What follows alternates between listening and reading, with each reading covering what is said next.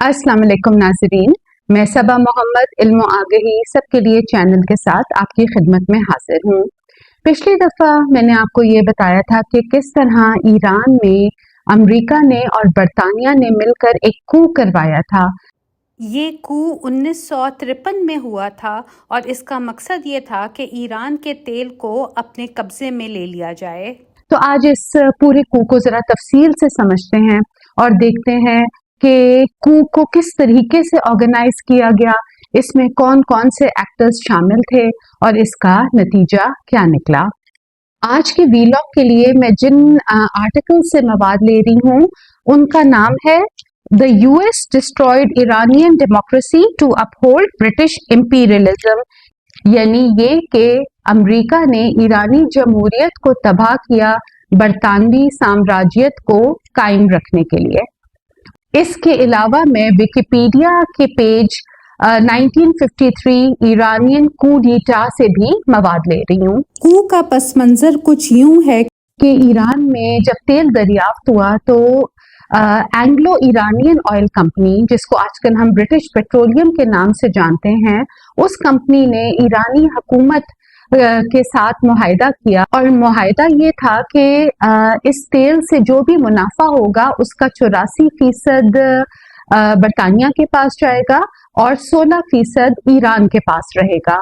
और चूंकि ये मुआहिदा शाह के साथ किया गया था तो लिहाजा जो ईरान की अवाम थी उसको इस तेल का कोई फायदा नहीं हो रहा था।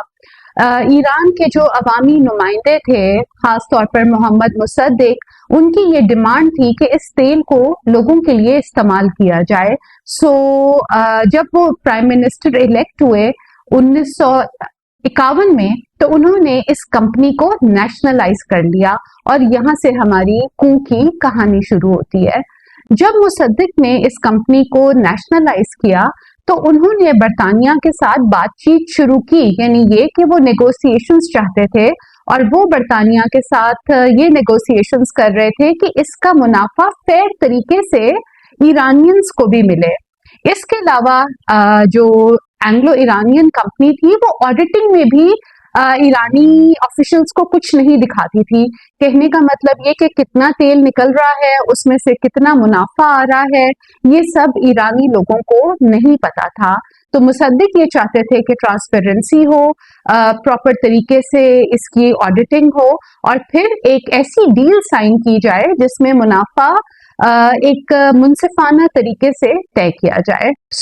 नाजरीन, ये बात बरतानिया ने कबूल नहीं की। सबसे पहला काम उन्होंने ये किया कि ईरान के ऊपर एम्बार्गो लगा दिया, यानी ये कि वो तमाम रास्ते जहां से ईरान का तेल आलमी मंडी तक जाना था उस पर जंगी बेड़े बिठा दिए कि तेल बाहर ना जा सके और बाकी मुल्कों को भी यही कहा कि आपने ईरान से तेल नहीं खरीदना। ये तो था पहला कदम। इसके बाद बरतानवी हुकूमत के पास दो ऑप्शंस थे। एक तो ये कि वो जंग डिक्लेयर कर देते ईरान के ऊपर, यानी बूट्स ऑन द ग्राउंड लेकर आते और ईरान के ऊपर कब्जा कर लेते। दूसरा ऑप्शन बरतानिया के पास ये था कि वो कू करवाते।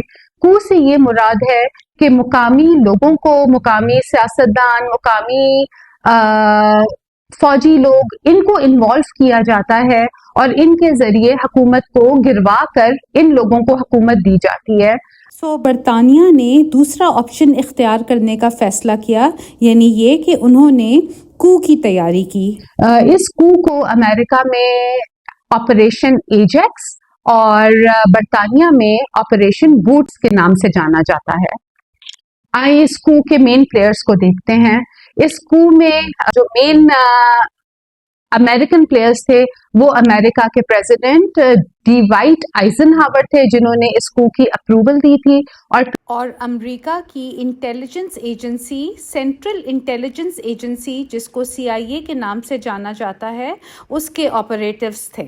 इसी तरह बरतानिया के प्राइम मिनिस्टर भी इस कू के अंदर इन्वॉल्व थे, उनकी एग्रीमेंट से ये कू हुआ था और MI6 जो कि बरतानिया की खुफिया एजेंसी है उसके ऑपरेटिव्स ईरान में काम कर रहे थे। इसके अलावा ईरान के जो लोग कू में इन्वॉल्व थे वो थे शाह, क्योंकि शाह की इजाजत के बगैर یہ کو نہیں ہو سکتا تھا۔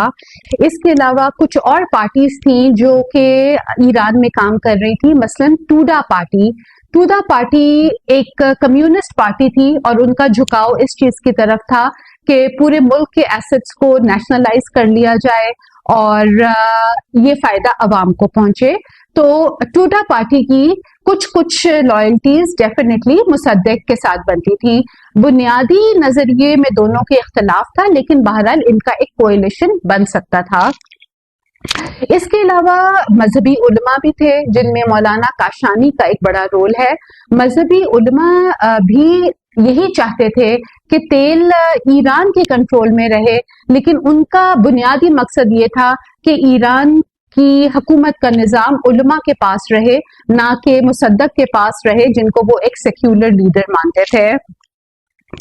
اس کے علاوہ بہت سارے مقامی لوگ بھی تھے جن کو CIA نے اور MI6 نے ہائر کیا ہوا تھا، اور ان لوگوں کا یہ مقصد تھا کہ یہ ایران کی سوسائٹی کے اندر انفلٹریٹ کریں اور CIA کے اور MI6 کے کام کو آسان بنائیں۔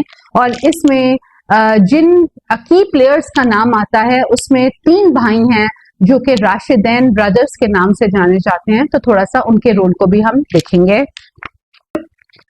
ناظرین، جب یہ پلان بن گیا کہ مصدق کی حکومت کو گرانا ہے تو برطانیہ نے رابن زہنر کو اپنے آپریٹو کے طور پر ایران بھیجا، اور ان کو جو مشن دیا گیا تھا وہ کچھ یوں تھا: go out, don't inform the ambassador, use the intelligence services to provide you with any money you might need, and secure the overthrow of Mossadegh by legal or quasi-legal means۔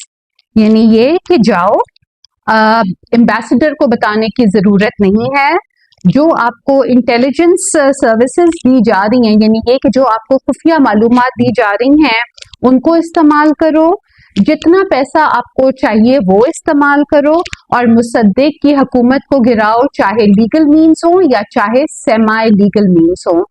Us mission کے ساتھ robin زہنر Iran گئے۔ جب robin زہنر Iran پہنچے، انہوں نے ایک net work بنایا ایران کے اندر، اور اس نیٹ ورک میں مذہبی علماء بھی تھے، تاجر بھی تھے، مختلف پارٹیز کے لوگ بھی تھے، شاہ کے اپنے لوگ بھی تھے۔ شاہ کے جو سیکرٹری تھے وہ رابن زہنر کے ساتھ بہت تعلقات بنا رہے تھے۔ اس کے علاوہ شاہ کی اپنی بہن جن کا نام اشرف تھا، وہ بھی کافی زیادہ انکلائن تھی کہ مصدق کی حکومت کو گرایا جائے، اور کہا یہ جاتا ہے کہ ان کو ایک منک کا کوٹ، منک ایک جانور ہوتا ہے جس کے فر سے کوٹ بنایا جاتا ہے، وہ بھی تحفے میں دیا گیا تھا۔ اس کے علاوہ پیسے بھی دیے گئے تھے۔ ناظرین، یہ تو تھے کو کے مین ایکٹرز۔ آئیں اب یہ دیکھتے ہیں کہ اس کو ایگزیکیوٹ کیسے کیا گیا، یعنی وہ کیا طریقے تھے جن کے ذریعے اینٹی مصدق کو کامیاب بنایا گیا۔ رابن زہنر نے 3 بڑے طریقوں سے اینٹی مصدق کو پلاٹ کیا۔ پہلا ان کا مہرہ تھا پروپیگنڈا، یعنی یہ کہ اخبارات کے ذریعے اینٹی مصدق ماحول کریٹ کیا جائے۔ دوسرا ان کا مہرہ تھا شاہ اور شاہ کی انر سرکل کے اوپر پریشر ڈلوانا کہ وہ مصدق کو نکال دیں۔ اور تیسرا ان کا بڑا ذریعہ تھا سڑکوں کے اوپر مظاہرے کروانا۔ تو انہوں نے جو راشدین برادرز کو ہائر کیا تھا، ان کے بارے میں یہ بات مشہور تھی کہ تقریباً 80% ایران کے نیوز پیپرز کے ساتھ ان کے تعلقات تھے۔ تو ان تینوں بھائیوں نے مینیپولیشن، برائبری اور انٹیمیڈیشن، یعنی مینیپولیشن کا مطلب یہ کہ حالات کو مولڈ کیا، برائبری کا مطلب یہ کہ رشوتیں دی، اور انٹیمیڈیشن کا یہ مطلب کہ ڈرا دھمکا کر اخباروں میں ایسی میڈیا سٹوریز چھپوائیں جن کا موقف یہ تھا کہ مصدق بیسیکلی اینٹی مونارکی ہیں، اور وہ یہ چاہتے ہیں کہ بادشاہت کو ختم کر کے خود حکومت کے اوپر قبضہ کر لیں۔ اس کے علاوہ اس طرح کی سٹوریز بھی لگوائی گئیں کہ مصدق بیسیکلی کمیونسٹ ہیں اور ان کا جھکاؤ رشیا کی طرف ہے، اور وہ ایران کو کمیونسٹ ملک بنا دیں گے۔ اس کے علاوہ راشدین بھائیوں نے کرائے کے بدماش ہائر کیے۔ ان بدماشوں کو ہائر کرنے کا یہ مقصد تھا کہ یہ سڑکوں کے اوپر مظاہرے کریں اور ان مظاہروں میں شاہ کے حق میں اور مصدق کے خلاف نعرے لگائیں اور وائلنس بھی کریں۔ بظاہر ایسا ہی لگ رہا تھا کہ یہ عام ایرانی لوگ ہیں، لیکن در حقیقت یہ کرائے کے ہونڈے تھے جن کو راشدین برادرز نے ہائر کیا ہوا تھا، اور کہا یہ جاتا ہے کہ راشدین برادرز کو اس کام کے لیے 1.5 ملین پاؤنڈ دیا گیا تھا کہ وہ یہ مظاہروں کو کامیاب کروائیں۔ تیسرا طریقہ یہ تھا کہ شاہ کا جو انر سرکل تھا ان کے ذریعے شاہ کے اوپر دباؤ ڈلوایا گیا کہ مصدق کو فارغ کر دیں اور ان کو ریزائن کرنے پر مجبور کر دیں۔ اس کوششوں میں نہ صرف اشرافیہ بلکہ شاہ کی اپنی بہن اشرف بھی شامل تھیں۔ تو یہ وہ 3 مین طریقے تھے جس کے ذریعے رابن زہنر نے 1952 میں ایسے حالات کریٹ کر دیے کہ مصدق کے لیے بہت مشکل ہو گیا کہ وہ اپنی حکومت کو قائم رکھ سکیں۔ سو ناظرین، یہاں پر یہ سوال ہوتا ہے کہ جب یہ سارا کچھ ہو رہا تھا تو کیا مصدق کو خبر نہیں تھی اور وہ اپنی حکومت کو بچانے کے لیے اور ان کو پلاٹرز سے نمٹنے کے لیے کوئی اقدام نہیں کر رہے تھے؟ تو اس بات کا یہ جواب ہے کہ بالکل مصدق کو خبر تھی ان ساری باتوں کی، اور وہ ایسی تدابیر بھی اختیار کر رہے تھے کہ کو بھی فیل ہو جائے اور ان کی طاقت کے اوپر گرپ بھی برقرار رہے۔ وہ کیا کوششیں تھیں اس کے بارے میں ہم انشاءاللہ اگلی دفعہ بات کریں گے۔ سو یہ تھا آج کا ویلاگ۔ اگر آپ کو پسند آیا ہو تو اس کو لائک، شیئر اور سبسکرائب کریں، اور جہاں بھی رہیں اپنا بھی خیال رکھیں اور دوسروں کا بھی خیال رکھیں۔